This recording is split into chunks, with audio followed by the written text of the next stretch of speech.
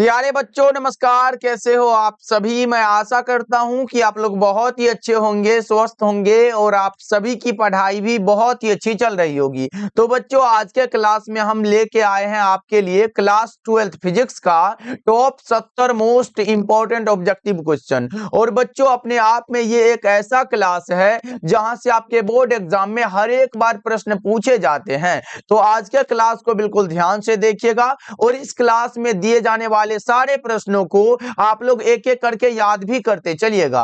Okay जी, चलिए फिर class को स्टार्ट करते हैं। आप लोग भी हमारे साथ आंसर को चैट सेक्शन में लगाते चलिएगा और लास्ट में बताइएगा इस 70 ऑब्जेक्टिव में आप लोग सही कितना कर पाते हो। जिसमें कि बच्चा पार्टी पहला नंबर सवाल आपके सामने है, आपके फोन के स्क्रीन पर है, तो सभी बच्चे आंसर को जरूर लगाते चलिएगा। देखिए पहला नंबर सवाल पूछा जा रहा है, प्रत्येक पदार्थ सूक्ष्म कणों से मिलकर बना होता है जिसे परमाणु कहते हैं, यह किसके द्वारा बतलाया गया। बच्चों आप लोगों को बताना है कि प्रत्येक पदार्थ सूक्ष्म कणों से मिलकर बना होता है जिसे हम लोग परमाणु कहते हैं और यह किसके द्वारा दिया गया, ये आपसे पूछा जा रहा है। तो बच्चों ये डाल्टन साहब के द्वारा दिया गया। Correct answer option number C हो जाएगा। और एक चीज याद रखिएगा, एटॉमिक स्ट्रक्चर के अनुसार परमाणु का केंद्र क्या कहलाता है बच्चों, नाभिक कहलाता है। ओके जी, चलो आगे बढ़ते हैं। दूसरा नंबर सवाल एक एक करके ध्यान से बच्चा पार्टी क्लास को देखो क्योंकि बहुत ज्यादा इंपॉर्टेंट आज का क्लास। देखो विद्युत आवेश का क्वांटम इलेक्ट्रोस्टैटिक यूनिट मात्रक में क्या होता है, जल्दी से बताओ आप लोग।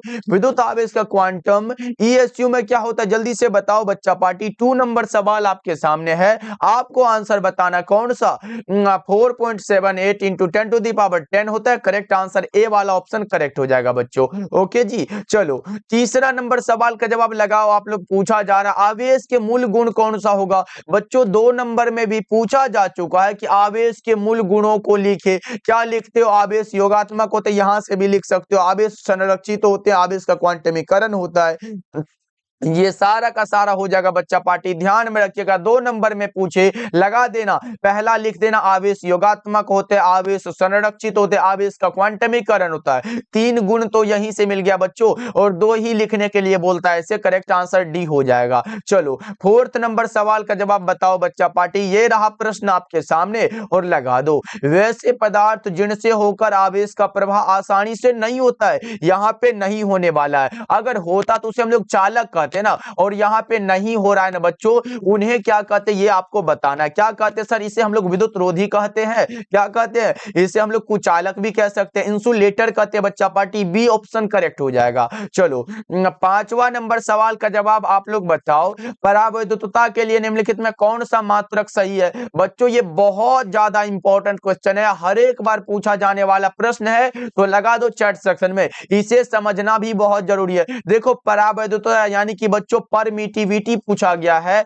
ये कौन सा होगा जल्दी से बता दो। 5 नंबर सवाल आपके सामने है, तो देखो बच्चों यहां हमसे एप्सिलॉन नोट का पूछा जा रहा है। किसका बच्चा पार्टी, यहां एप्सिलॉन नोट का। तो बच्चों आप लोगों ने एक फॉर्मूला पढ़ा होगा, क्या पढ़ा है सर, यहां से निकाल देते हैं। देखो अच्छे से ध्यान से देखो, एफ समानुपाती क्या होता है बच्चों, Q1 Q2 by r square होता है। ये वाला बात पढ़े हो ना बच्चा, यहाँ पे क्या होता है Q1 Q2 by r square. अगर इसे बराबर में लिखना चाहे तो बच्चों एफ बराबर क्या होगा, 1/4 pi epsilon naught Q1 Q2 by r square हो जाएगा। फिर यहां से निकालो बच्चों एफ बराबर क्या होगा, ये 4 पाई का तो कोई मात्रक ना होता भाई। देखो अब 1/एप्सिलॉन नोट लिखो गुना में Q1 Q2 यानी कि चार्ज गुना चार्ज बराबर चार्ज का स्क्वायर लिखो। ये इसको मीटर यानी कि दूरी में मीटर ये मीटर हो जाएगा। अब देखो यहाँ पे हमारा एप्सिलॉन नोट निकालना है, तो इसे इधर कर दो। उसके बाद हम लिखेंगे बराबर 1/फोर्स का क्या होता है सर, फोर्स का जो मात्रक होता है वो न्यूटन होता है, और चार्ज गुना चार्ज बराबर क्या होगा, चार्ज का स्क्वायर हो जाएगा। ये तो हमने बता दिया।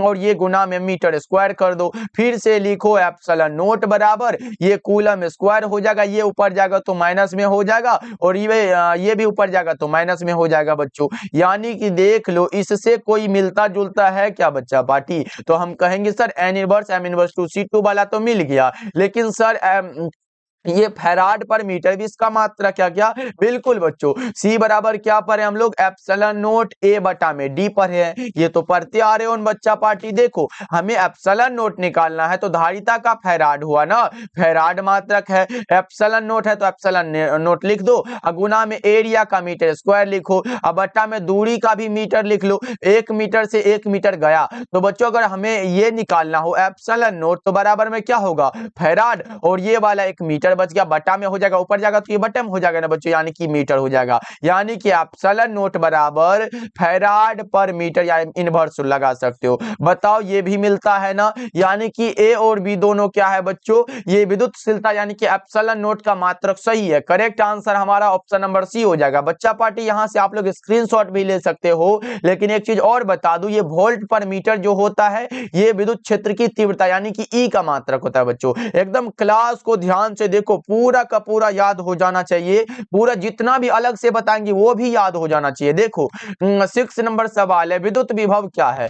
विद्युत विभव बच्चा पार्टी आपसे पूछा जा रहा है, जो कि एक प्रकार का अदिश राशि होता है, ये एक प्रकार का स्केलर क्वांटिटी है बच्चों। विद्युत विभव का मात्रक क्या होता है, जितना भी रिलेटेड आएगा बताते जाएंगे। V बराबर क्या होता है W/Q होता है, क्योंकि विद्युत विभव का मात्रक वोल्ट होता है। यहां से करे बच्चों तो 1 वोल्ट बराबर 1 जूल पर कूलम, क्योंकि सर वाट का जूल हुआ, चार्ज का कूलम हुआ, ये भी लिख लो बच्चा पार्टी। एकदम समझने में कोई भी दिक्कत हो तो आप लोग पूछोगे ना बच्चा पार्टी। चलो, और हाँ अगर पूछे विभव प्रवणता क्या होता है, यहां लिख लो। देखो विद्युत विभव तो अदिश राशि हो गया, लेकिन बच्चों अगर पूछे विभव प्रवणता क्या होता है, विभव प्रवणता बच्चों ये क्या होता है, ये वेक्टर क्वांटिटी है। ये क्या है सर, ये सदिश राशि होता है। कैसा राशि है बच्चों, चैट सेक्शन में लिख दो, सदिश राशि है। चलो आगे बढ़ते हैं, अगला नंबर सवाल देखो 7 नंबर सवाल है, जब किसी वस्तु को धनावेशित किया जाता है तो इसका द्रव्यमान क्या होगा। यहाँ पे द्रव्यमान का बात हो रहा है बच्चों, क्या लगाओगे।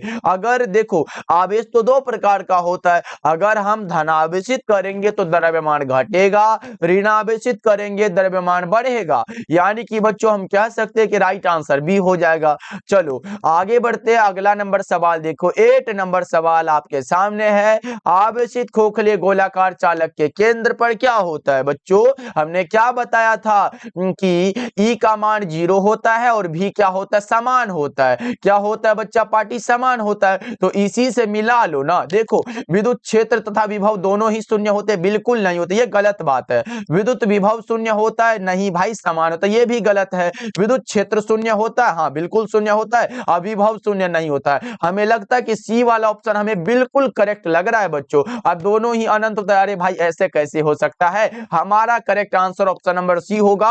और अगर आप लोग सी को लगाए हो तो 100% करेक्ट हो जाएगा बच्चा पार्टी। और बच्चों जितने भी बच्चे इस क्लास को देख रहे हो सभी बच्चे एक बार क्लास को लाइक भी कर लीजिएगा, लाइक रहता है तो पढ़ाने में एकदम बहुत मजा आ जाता है बच्चों, एकदम 2x में मजा आता है। चलो आगे बढ़ते हैं, अगला नंबर सवाल देखो 9 नंबर सवाल है, किसी चालक की धारिता को प्रभावित करने वाला कौन कौन सा कारक होगा। बताओ बच्चों कौन कौन सा कारक होता है, जल्दी से 9 नंबर सवाल का जवाब बताओ, क्योंकि एप्सिलॉन नोट ए बटा में डी पढ़ चुके हो, एकदम पढ़ चुके हो ना बच्चों, ये सारा का सारा हो जाएगा जो इस पे निर्भर करता है। करेक्ट आंसर डी हो जाएगा। चलो आगे बढ़ते हैं, अगला नंबर सवाल देखो, ये रहा प्रश्न आपके सामने, किसी गोलीय चालक की धारिता का मान समानुपाती होता है। किसी भी गोलीय चालक की धारिता का मान बच्चों समानुपाती होता है किसके, बताओ क्या होगा 10 नंबर सवाल का जवाब। जल्दी से बच्चों कौन सा होगा, ये होता है ना सी समानुपाती आर, और सी बराबर क्या पढ़ते हैं और 4 pi epsilon naught into r. बच्चों ये वाला फॉर्मूला आ सकता है ऑब्जेक्टिव में, तो ये भी नहीं भूलना है। ओके बच्चों चलो आगे बढ़ते हैं, अगला नंबर सवाल, कॉपी कलम हो तो जितना अलग से बताया उसे रिवीजन 1-2 बार कर लोगे ना एकदम हो जाएगा काम। देखो संधारित्र के जिस पट्टिका पर आवेश को संचित किया जाता है उसे क्या कहा जाता है। संधारित्र के जिस पट्टिका पर आवेश को संचित किया जाता है बच्चों उसे हम लोग संग्राहक पट्टिका कहते हैं। और बच्चों जो पट्टिका भूधृत होती है उसे क्या कहते हैं, जल्दी से बताओ, उसे संघनक पट्टिका कहते हैं, ये भी आप लोग याद रखोगे। ओके बच्चा चलो आगे बढ़ते हैं, अगला नंबर सवाल देखो 12 नंबर सवाल है, संधारित्र कितने प्रकार के होते हैं बच्चों। संधारित्र पूछा गया आप लोगों से, संधारित्र 3 प्रकार के होते हैं। कौन कौन सा सर, समांतर पट्टिका संधारित्र, गोलीय संधारित्र और बेलनाकार संधारित्र। याद है कि बच्चों भूल रहे हो आप लोग। चलो आगे बढ़ते हैं 13 नंबर सवाल का जवाब बताओ। 13 नंबर सवाल पूछा जा रहा है, वायु के स्थान पर किसी पराविद्युत पदार्थ को रख देने से संधारित्र की धारिता क्या होती है? क्या होती है बच्चों? बढ़ जाती है। करेक्ट आंसर ए हो जाएगा। चलो आगे बढ़ते हैं, अगला नंबर सवाल देखो। 14 नंबर सवाल देखो, पूछा जा रहा है बच्चा पार्टी, दो चालकों के बीच आवेश के वितरण से होने वाली ऊर्जा की हानि निर्भर करती है किस पर? बच्चों बताओ जल्दी से। दो चालकों के बीच आवेश के वितरण से होने वाली ऊर्जा की हानि जो निर्भर करती है, वो निर्भर कर देती है विभवांतर के वर्ग पर। हमारा करेक्ट आंसर बी हो जाएगा। ओके बच्चा, चलो आगे बढ़ते हैं। 15 नंबर सवाल देखो, निम्नलिखित में कौन सही है? बच्चा पार्टी ये गलत करोगे तो बहुत बुरा लगेगा, एकदम दिल से बुरा लगेगा, क्योंकि बहुत बार बता चुके। देखो निम्नलिखित में कौन सही है? चुंबकीय आघूर्ण अदिश तथा धारा घनत्व सदिश राशि है, ये सही है क्या बच्चा पार्टी? नहीं सर, ये चुंबकीय आघूर्ण नहीं भाई, देखो आगे पता चल जाएगा। चुंबकीय आघूर्ण सदिश राशि है बिल्कुल, और धारा घनत्व अदिश नहीं, ये भी गलत हो जाएगा। चुंबकीय आघूर्ण तथा धारा घनत्व दोनों ही सदिश राशि है बच्चा पार्टी, और ये वाला बात तो नहीं होगा। हमारा करेक्ट आंसर क्या होगा? ऑप्शन सी होगा बच्चों। अगर मैं बता दूं समझने के लिए, तो चुंबकीय आघूर्ण के लिए, यानी कि ये चुंबकीय आघूर्ण के लिए क्या पढ़ते आ रहे हो सर? चुंबकीय आघूर्ण को हम लोग म्यू के द्वारा दर्शाते हैं ना, इसके बराबर क्या होता है? आई इंटू ए होता है। आई इंटू ए होता है, देख लो यहां से मात्रक निकाले तो धारा का एम्पियर हुआ, गुना में एरिया का मीटर स्क्वायर हुआ। ये तो सर चुंबकीय आघूर्ण हो गया। लेकिन अगर धारा घनत्व का पूछे तो क्या लगाओगे? धारा घनत्व जे बराबर क्या होता? आई बटा में ए होता है। यहां से निकाले तो धारा का एम्पियर हुआ, और एरिया ऊपर जाएगा तो मीटर इनवर्स 2 हो जाएगा। बच्चों ये भी निकाल लो। इसका मात्रक भी अगर एग्जाम में आ गया ना बच्चा पार्टी, छोड़ के नहीं आना। हमारा करेक्ट आंसर सी ही सही है। ओके चलो आगे बढ़ते हैं। 16 नंबर सवाल देखो, किसी चालक का विशिष्ट प्रतिरोध बढ़ता है टेम्परेचर के बढ़ने पर। किसी भी चालक का जो विशिष्ट प्रतिरोध बढ़ जाता है टेम्परेचर के बढ़ने पर। बच्चा पार्टी क्या कर रहे हो? आंसर तो लगाओ ना यार।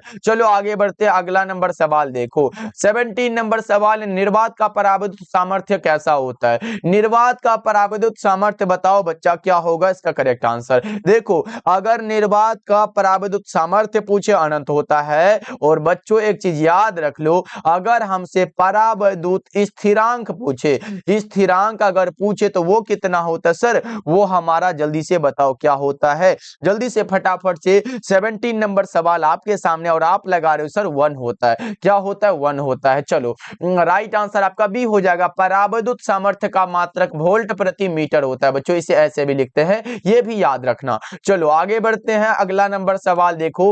18 नंबर सवाल है, सममितीय अणु के द्विध्रुव आघूर्ण कैसे होते हैं? सममितीय अणु के बच्चों द्विध्रुव आघूर्ण शून्य होते हैं। सममितीय अणु के द्विध्रुव आघूर्ण शून्य होते हैं। 18 नंबर सवाल का जवाब ए हो जाएगा। चलो 19 नंबर सवाल है, एम्पियर घंटा किसका मात्रक होता है? एकदम सबको पता होगा, एक एक बच्चे को पता होगा सर आवेश का मात्रक होता है। जो कुछ ना भी पढ़ा होगा तो पहला ही चैप्टर है आवेश वाला, उसे तो पढ़ लिया होगा। एकदम लाइन बाय लाइन पढ़ने में आप लोग एकदम पूरे एकदम हो। चलो देखो विद्युत परिपथ की शक्ति क्या होती है? विद्युत परिपथ की शक्ति यानी कि पावर बच्चा पार्टी, और पी बराबर पढ़े हो ना V इंटू आई वाला से, ऐसे बहुत सारा पढ़े, आई स्क्वायर आर टी वाला भी पढ़े है, उसके बाद V स्क्वायर बटा आर भी परे है। लेकिन हमें जो निकालना होता है, ये वोल्ट है तो वोल्ट लिखो, और धारा के लिए क्या होता है? आई बराबर क्या होता है बच्चों? ये ओम के नियम से V बटा में R होता है, यहां से करो तो V स्क्वायर बटा R निकल जाता है। किस ऑप्शन में V स्क्वायर बाई R है? करेक्ट आंसर सी हो जाएगा बच्चा पार्टी। चलो अगला नंबर सवाल देखो। 21 नंबर सवाल आप लोगों से पूछा जा रहा है, पदार्थ की प्रतिरोधकता के लिए निम्नलिखित में कौन सा सही है? बच्चा पार्टी पेपर में यही प्रकार का प्रश्न आने वाला, कहीं हार्ड वार्ड नहीं आएगा, बस आप लोग पढ़ो तो सही मेरे भाई। और अगर आप हमारे साथ ऑब्जेक्टिव का क्लास शुरू से लेकर जुड़ के कर रहे हो, तो कोई भी सब्जेक्ट हो, चाहे वो फिजिक्स हो, केमिस्ट्री हो, बायो हो, 35 का गारंटी तो हम ले लेते, एकदम करेक्ट करके आओगे। देखो पदार्थ की प्रतिरोधकता के लिए जो सही होगा उसके लिए क्या पढ़े हो? रो बराबर आर ए बटा में एल पढ़े हो ना बच्चा पार्टी? रो बराबर आर ए बटा में एल कौन सा दिया गया? राइट आंसर तो ए हो जाएगा। लेकिन बच्चों एक चीज जानते हो, यहां से अगर इसका मात्रक भी निकालोगे तो निकल जाएगा ना। क्या निकलेगा? देखो आर का क्या होता है, जल्दी से बताओ तो। आर यानी कि प्रतिरोध का तो सर ओम हो जाता है, यहाँ पे ओम लिख देते हैं। अब देखो एरिया का क्या होगा सर, यहाँ पे हम लोग मीटर का स्क्वायर हो जाएगा, मीटर का क्या होगा, स्क्वायर लग जाएगा। अब देखो लंबाई का क्या होगा सर, मीटर लग जाएगा, मीटर लगा दो। 1 मीटर से 1 मीटर चला गया तो बचा कौन सा सर, ओम मीटर बच गया। कौन बचा बच्चों, ओम मीटर। इसका प्रतिरोधकता का मात्रक ओम मीटर या फिर ओम सेंटीमीटर रह सकता है, लगा के आओगे। ओके बच्चों, चलो 22 नंबर सवाल है। ये किरचॉफ साहब का पहला नियम यही ना है, विद्युतीय परिपथ के किसी बिंदु पर सभी धाराओं का बीजगणितीय योग 0 होता है। ये हमारा क्या होता है, समेशन आई बराबर 0। राइट आंसर ए होगा बच्चों, आपको पता है ना। इसका पहला नियम जो पालन करता है आवेश संरक्षण के सिद्धांत का, और दूसरा नियम जो है वो ऊर्जा संरक्षण के सिद्धांत का पालन करता है। तो दोनों को याद रखोगे तो ऑब्जेक्टिव में दिक्कत नहीं ना होगा जी। चलो आगे बढ़ते हैं, अगला नंबर सवाल देखो। किरचॉफ का द्वितीय नियम, लो जी। देखो किरचॉफ का द्वितीय नियम है ना सर, कौन सा, ऊर्जा संरक्षण वाला हो जाएगा। पहला पूछता आवेश लगा के चले आते, कोई काट नहीं सकता है। चलो आगे बढ़ते हैं, 24 नंबर सवाल देखो। पृथ्वी का चुंबकीय क्षेत्र लगभग कितना होता है, जल्दी से बताओ बच्चा पार्टी। पृथ्वी का चुंबकीय क्षेत्र लगभग में कितना होता है? 24 नंबर सवाल का जवाब आप लगा रहे हो सर, ये 1 गॉस के बराबर होता है। कितना गॉस बच्चा पार्टी, 1 गॉस के बराबर है। करेक्ट आंसर ए हो जाएगा। चलो अच्छा बच्चों ये बताओ, पृथ्वी की धारिता कितनी होती है, जल्दी से बताओ। पृथ्वी की धारिता आपको जल्दी से बताना है।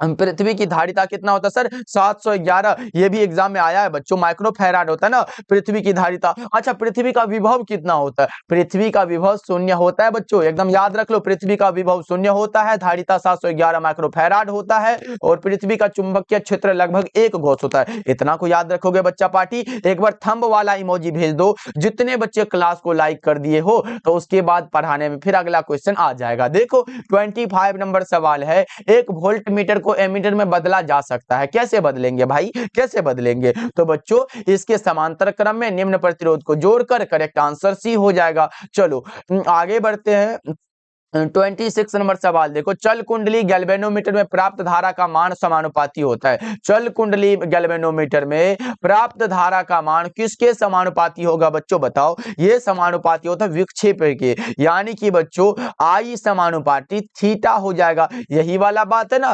धारा का मान पूछा गया था। चलो आगे बढ़ते हैं, 27 नंबर सवाल देखो। बच्चे हमें नहीं लगता कि एक भी प्रश्न एग्जाम में छूट जाए, वो भी हमारे द्वारा पढ़ाया गया हो। ऑब्जेक्टिव का टेंशन एकदम छोड़ दो। देखो गैल्वेनोमीटर की कुंडली में फेरों की संख्या बढ़ाने पर उसकी धारा की सुग्राहिता क्या होगी, क्या होती है बच्चों, बढ़ जाती है। राइट आंसर ए हो जाएगा। और सब्जेक्टिव का एक दिन क्लास लाएंगे, उसमें हम आपको ये सारा करा देंगे, एक ही क्लास में सब्जेक्टिव भी हमारा क्लियर हो जाएगा। देखो वह धारा जिसके मान और दिशा समय के साथ आवर्त रूप से बदलते रहता है, उन्हें क्या कहा जाता है? वह धारा बच्चों हमने क्या बताया था, प्रत्यावर्ती धारा कहता है। किसे कहते हैं बच्चों, प्रत्यावर्ती धारा कहते हैं। ऐसे बच्चों वाटहीन धारा 2 नंबर के लिए इंपॉर्टेंट होता है, इसे याद कर लेना आप लोग। चलो आगे बढ़ते हैं, ये रहा तप्त तार एमीटर मापता प्रत्यावर्ती धारा का रूट मीन स्क्वायर वैल्यू बच्चों, कौन सा, मूल औसत वर्ग धारा। करेक्ट आंसर सी हो जाएगा। चलो जी 30 नंबर सवाल को देखते हैं। ये रहा प्रश्न,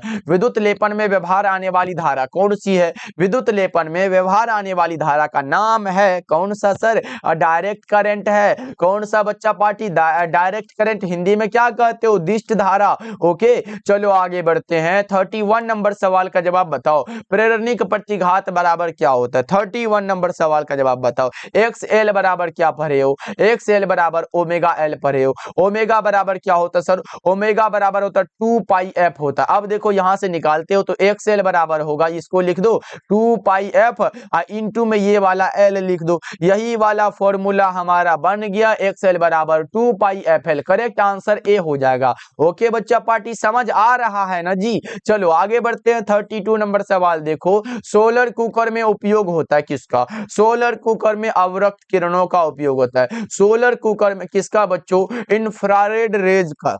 चलो प्रकाश के रंग का कारण क्या होगा? इसकी आवृत्ति। प्रकाश के रंग का कारण है इसकी आवृत्ति। अगर आवृत्ति ऑप्शन में ना मिले तो तरंग दैर्ध्य मिलेगा, वही लगा देना, करेक्ट हो जाएगा। चलो 34 नंबर सवाल देखो, प्रकाश वर्ष किस भौतिक राशि का मात्रक दूरी वाले भैया है? कहाँ पर है सर? ए हो जाएगा। प्रकाश की चाल होता है 3 गुणा 10 पर पावर 8। एकदम सारा कुछ क्लियर करते चलेंगे, और ये मीटर पर सेकंड में होता है बच्चा पार्टी, याद है ना। और अगर पूछे प्रकाश वर्ष का मान कितना होता है, तो 9.46 गुणा 10 पर पावर 15, और ये मीटर में होता है बच्चों, ये याद रख लो, इंपॉर्टेंट है। हाँ, 2 नंबर में भी यहाँ से प्रश्न बन जाता है कि प्रकाश वर्ष क्या होता है, या फिर प्रकाश वर्ष से आप क्या समझते हो। तो एक वर्ष में प्रकाश के द्वारा निर्वात में तय की गई दूरी को प्रकाश वर्ष कहते हैं। एकदम क्लियर है ना बच्चों? सारा कुछ क्लियर करते चलो, एकदम एक बार में समझना है, 2 बार देखना है, लेकिन याद तो पूरा करना है बच्चों। इस क्लास को अगर शुरू से अंत तक समझ लेते हो ना बच्चों, ऑब्जेक्टिव का टेंशन हमें लगता है कि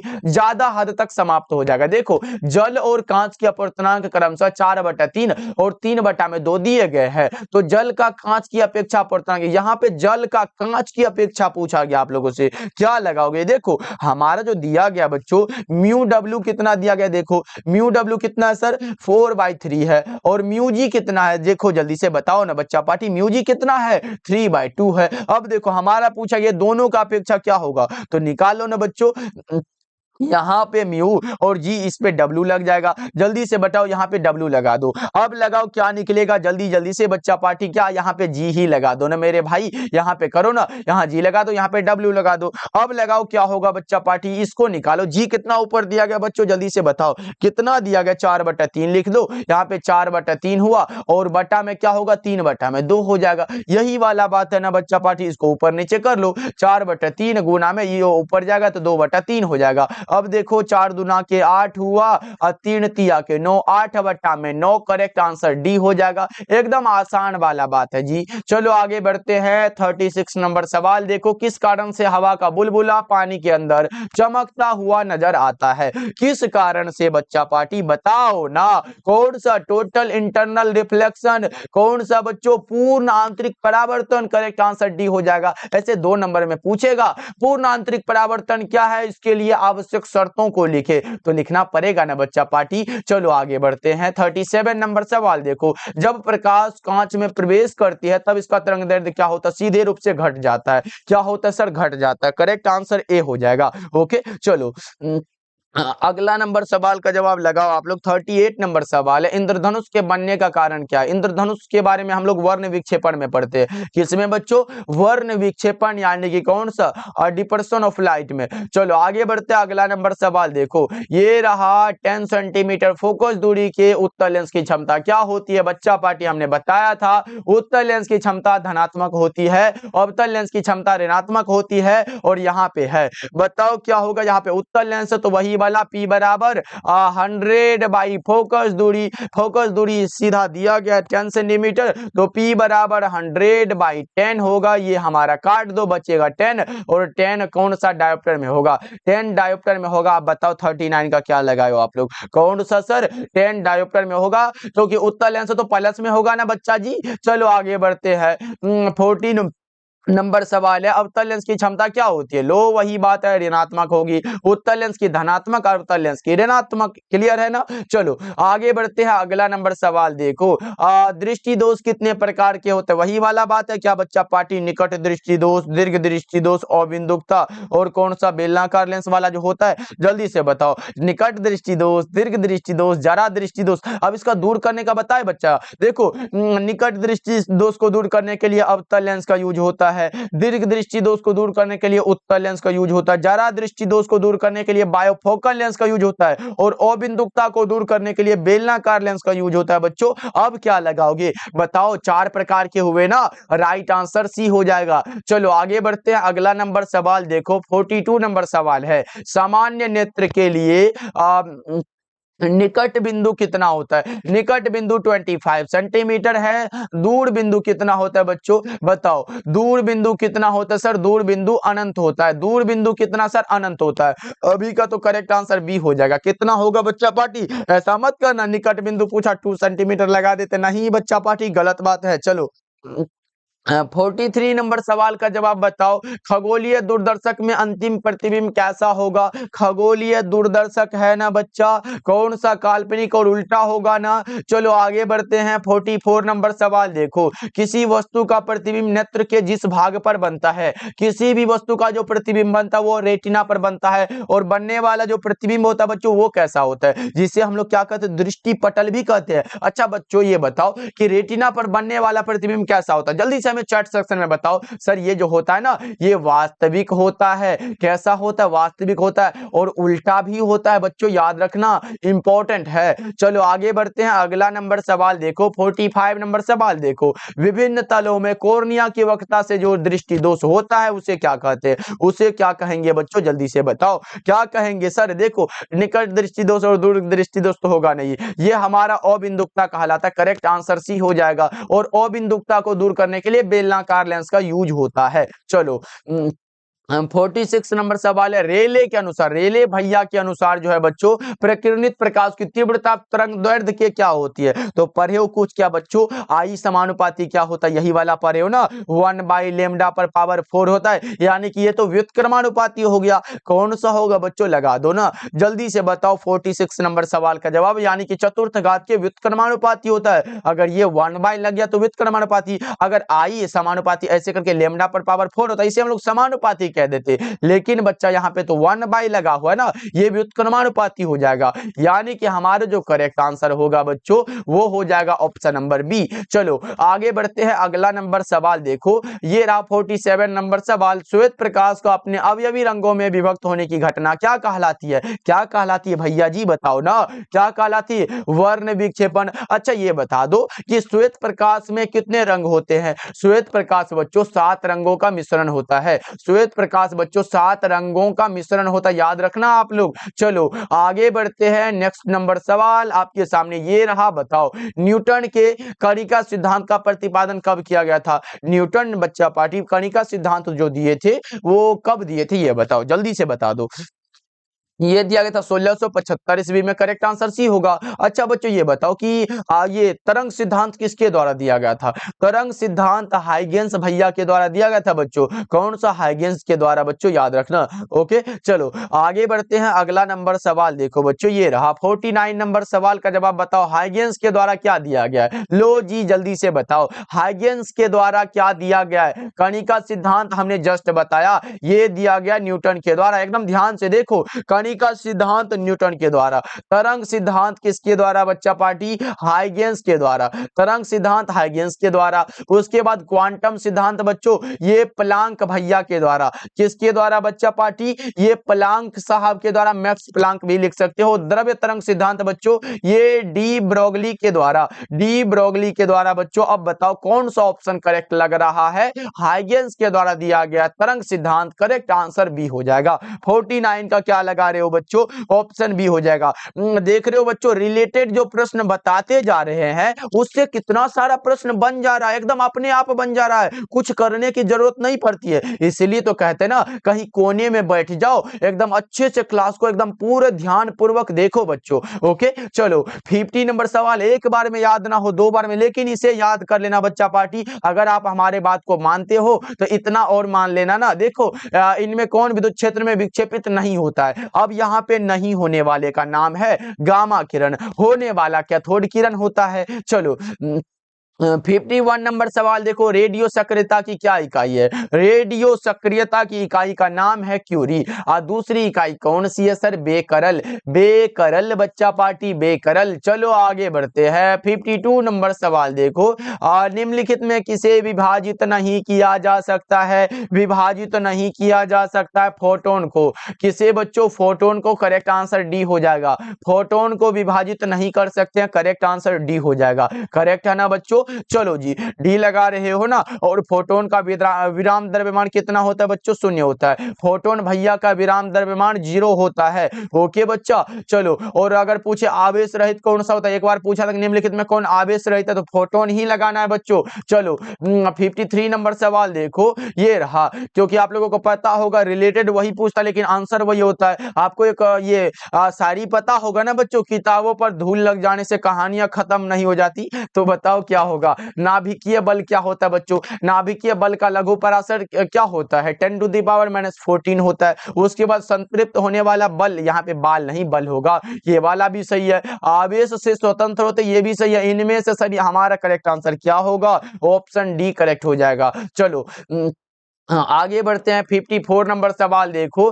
प्रथम नाभिकीय अभिक्रिया किसके द्वारा दी गई? प्रथम नाभिकीय अभिक्रिया किसके द्वारा दी गई बच्चों? बताओ क्या होगा इसका राइट आंसर? सर ये किसके द्वारा दिया गया था? बताओ ना बच्चों। रदरफोर्ड के द्वारा। करेक्ट आंसर डी हो जाएगा। थोड़ा सा हार्ड क्वेश्चन है लेकिन बच्चों इंपॉर्टेंट तो है। देखो 55 नंबर सवाल है, बेसिक गेट कौन है? ये आपके एग्जाम का सबसे प्यारा क्वेश्चन है, VVI लगा लो। बेसिक गेट बच्चों बताओ ना। ऐसे मूल गेट भी पूछता है हिंदी में। एंड होता है, और होता है नोट। एंड और नोट, एंड और नोट हमारे साथ बोल लो। एंड और नोट। एंड गेट के लिए बूलियन व्यंजक a इंटू बी बराबर y, और के लिए a प्लस बी बराबर y, और नोट के लिए क्या होता है? a बराबर a नोट होता है। इतना याद रखोगे क्या बच्चों? चलो आगे बढ़ते हैं। इसीलिए बोलते हैं कि कॉपी लेके बैठो और अच्छे से लिखो। देखो नोर गेट के लिए बूलियन व्यंजक क्या होता है? नोर है। देखो पहले वो नोर बनता कैसे ये पता होगा तभी तो लगाओगे। नोर कैसे बनता है सर? देखो एंड यहाँ पे हमारा नोट के साथ क्या जोड़ेंगे बच्चों? और जोड़ेंगे, या फिर और के साथ नोट जोड़ेंगे, ये हमारा नोर बन के तैयार होता है। क्या बनता है बच्चों? नोर बनता है। और देखो ये नोट का क्या बताया हमने? नोट का बताया a बराबर a डैश बताए, और इस और के लिए क्या बताया था बच्चों? a प्लस बी बराबर y बताए। तो यहां से करो ना बच्चों, ये a डैश को उठा के इस पे रख दो ना, ये हमारा किसका बन जाएगा? यहाँ पे नहीं बच्चा पार्टी, यहाँ पे लिखो। ये हमारा a प्लस बी बराबर y लिखे ना, इसके ऊपर ये आके रख दो, ये हमारा नोर गेट का बूलियन व्यंजक बन जाता है बच्चों। ये याद रख सकते हो। कौन सा होगा? नोर वाला भैया कहाँ है सर? डी में ऑप्शन दिया गया ना, एकदम करेक्ट आंसर हो जाएगा। ओके चलो अगला नंबर सवाल का जवाब बता दो क्या होगा? निम्नलिखित में कौन अल्फा कण के लिए सही है? सर अल्फा कण हीलियम भैया का नाभिक है। अल्फा कण हीलियम का नाभिक है। करेक्ट आंसर सी हो जाएगा। कई बार पूछा गया सवाल है और आपका गलत नहीं होगा। देखो अर्धचालक में वर्जित ऊर्जा अंतराल की चौड़ाई लगभग कितनी होती है? अर्धचालक में वर्जित ऊर्जा अंतराल की चौड़ाई लगभग में कितनी होती है सर? 1 electron volt. ये क्लास थोड़ा सा लंबा हो जाए बच्चों, लेकिन समझने वाली बात है बच्चों।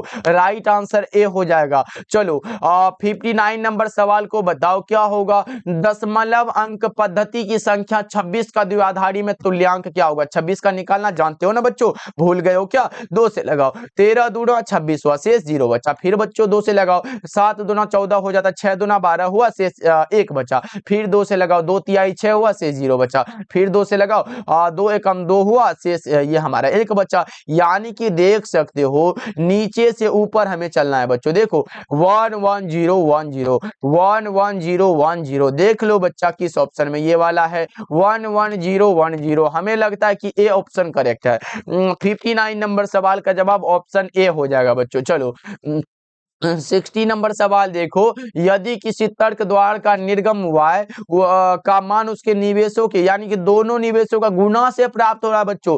a गुना में b बराबर अगर y प्राप्त होता तो क्या बताया था बच्चों? यहाँ पे इंटू b बताए थे ना, वो हमारा एंड गेट का था। एंड वाला गुना वाला एंड था। करेक्ट आंसर ए होगा। राइट आंसर ए हो जाएगा। चलो अगर जोर से कहता तो और लगाते ना बच्चों। चलो अगला नंबर सवाल का जवाब बताओ। 61 नंबर सवाल है, सोडियम का दहली तरंगदैर्ध्य कितना होता है बच्चों?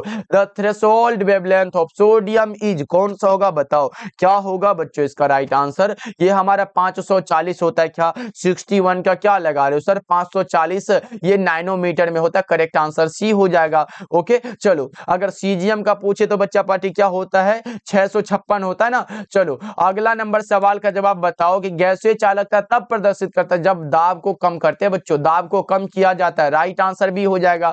चलो और बच्चा पार्टी मैं ये प्रार्थना करता हूं आप लोगों से कि हमारे जो है बहुत सारे ये वीडियो को डाउनलोड करके और अदर प्लेटफॉर्म पे अपने अपलोड कर दे रहे हैं, और उसमें अपना नंबर देके बोलते कि इस पे नोट से ले लेना। तो बच्चा पार्टी ऐसे फ्रॉड से बचना। आप लोग को विद्या आनंद के द्वारा जितना भी दिया जाता है इसी चैनल, यानी कि विद्या आनंद का मेन चैनल हमारा यही होता है, बस इसी को देख के लेना। किसी का भाई कोई नंबर ऐसे कॉल नहीं करना है। ये वाला अगर विद्या आनंद जहां पे मिल रहा है बच्चों, ये विद्या आनंद अगर आपको मिल रहा है, ये वाला अगर मिल रहा है, बस यहां ही ये क्लास करना है और डेली करना है। चलो 63 नंबर सवाल देखो, थॉमसन विधि द्वारा ज्ञात किया जाता है आवेश तथा द्रव्यमान का अनुपात।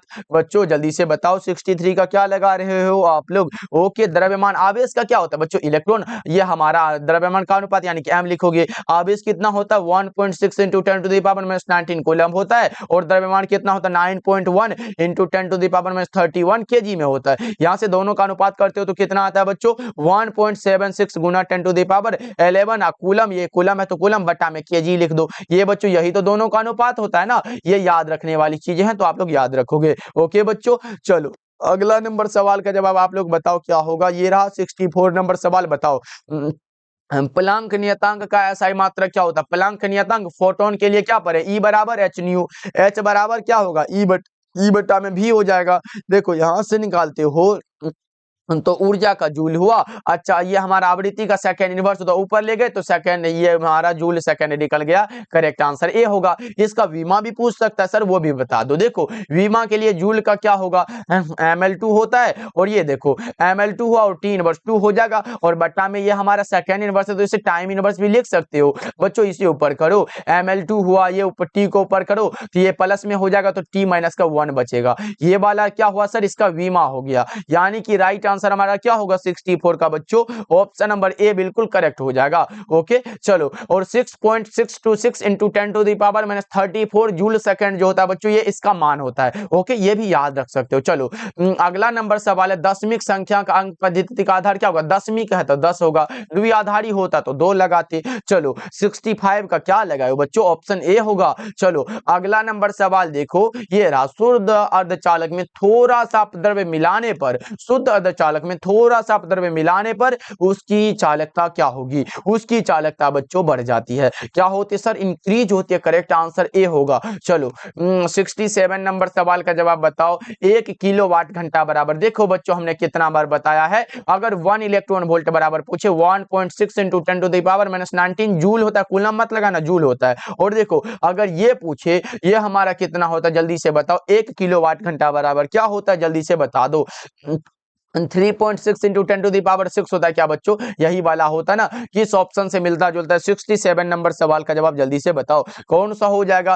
3 गुना 10 पर पावर 6 ऐसे करके लगा सकते हो, क्योंकि ये हमारा लगभग में दिया होगा। राइट आंसर ए हो जाएगा। चलो आगे बढ़ते हैं, अगला नंबर सवाल देखो, ये रहा प्रश्न आपके सामने, किसी चालक के संवहन वेग vd दिया गया है, आरोपित विद्युत क्षेत्र ई दिया गया है बच्चों, तो बताओ इसके बीच का संबंध क्या होगा। vd समानुपाती ई, vd समानुपाती ई, यही वाला संबंध है। करेक्ट आंसर ए हो जाएगा। और 68 का क्या लगा रहे हैं बच्चा पार्टी, ए ही लगा रहे हो क्या। vd समानुपाती, यहाँ पे तो भाई मेरे यहाँ पे ve समानुपाती दे दिया। एक मिनट, यहाँ पे vd तो यहाँ पर है ना सर, यहाँ देखिए थोड़ा अच्छे से देखिए, और कभी कभी आप लोग भी मेरे जैसा ऐसे कंफ्यूजन में पड़ जाओगे, बोले सर यही वाला तो नहीं है, एकदम लगा क्या ना गलत हो जाएगा। नहीं, vd समानुपाती ई होता है। ओके बच्चों, चलो आगे बढ़ते हैं। 69 नंबर सवाल देखो, बिजली के हीटर तथा इस्त्री में किसके तारों का उपयोग होता है, ये तो हमने बता दिया है बच्चों, इसका आप गलत नहीं करोगे। कौन सा, नाइक्रोम वाला तार होता है ना। चलो अगला नंबर सवाल का जवाब आप लोग बताओ, 70 नंबर सवाल, और आज के इस क्लास का लास्ट सवाल है। बताओ चुंबकशीलता की विमा क्या होती है। चुंबकशीलता की विमा जल्दी से बताओ क्या होता है। देखो म्यू बराबर क्या पढ़े हो बच्चा पार्टी, बी बटा में एच पढ़े हो। बी का मात्रक हम लगाएंगे न्यूटन होता है सर, न्यूटन लिखो। उसके बाद एच का क्या लगाए हो, जल्दी एम्पियर स्क्वायर लिख लो, यहाँ पे एम्पियर का स्क्वायर लिख सकते हो बच्चों। अब यहाँ से करो, ये इसका जो विमा होता है क्या होता है बच्चों, mlt इनवर्स 2, अब बटा में एम्पियर है तो आई इनवर्स भी लिख सकते हो, या फिर एम्पियर ये हमारा स्क्वायर ही रहने दो। ml2 हुआ, mlt इनवर्स 2 हुआ, और a इनवर्स लग जाएगा। देखो यानी कि a इनवर्स 2 होगा ना बच्चों, ऊपर जाएगा तो माइनस में लग जाएगा। ए धारा है तो धारा को एम्पियर लिखे, हम एम्पियर लिखे, या फिर ये धारा को आई लिखे। बताओ 70 नंबर सवाल का जवाब क्या होगा। तो देखो mlt इनवर्स 2, mlt इनवर्स 2, और धारा को एम्पियर लिखो या फिर ये आई लिखो। Right answer B option correct हो जाएगा। ओके बच्चा पार्टी, तो आज का क्लास हमारा पूरा का पूरा कंप्लीट हुआ, समझा के बताया बच्चों। कहीं भी आपको थोड़ा सा लगा हो सर समझ ना आया हो तो आप हमसे पूछ सकते हो कमेंट करके। ओके बच्चा पार्टी, तो आज के क्लास में आप लोग प्यारा प्यारा कमेंट जरूर करिएगा बच्चों। ओके, क्योंकि हम आपके लिए इतना सा मेहनत करते हैं ना बच्चा पार्टी, तो आप लोग भी हमारे चैनल को सब्सक्राइब जरूर करिएगा, और पहली बार जुड़ रहे हो तो सब्सक्राइब तो करना ही है। और डेली क्लास का टाइम शाम के 6 बजे और शाम के 8 बजे 2 क्लास होता है। ओके बच्चों, तो सब्सक्राइब कर लीजिएगा, क्लास को लाइक भी कर लीजिएगा, अपने दोस्तों के पास हो सके तो शेयर कर दीजिएगा, जो आपकी बार एग्जाम देगा लो भाई तुम्हारा भी कुछ हेल्प हो जाएगा